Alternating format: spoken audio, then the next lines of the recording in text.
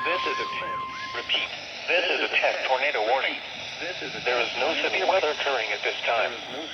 This test warning is part of the annual Indiana tornado drill. If this was an actual severe weather event, you would be given information about the hazard.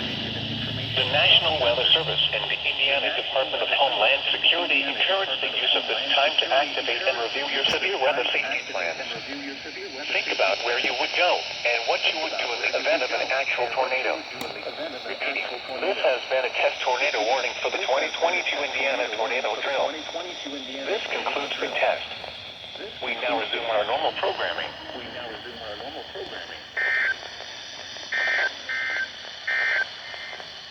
And now the extended forecast.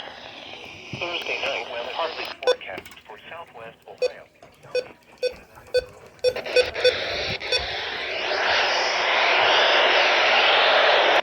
About the latest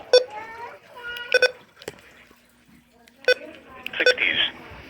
Southwest winds 5.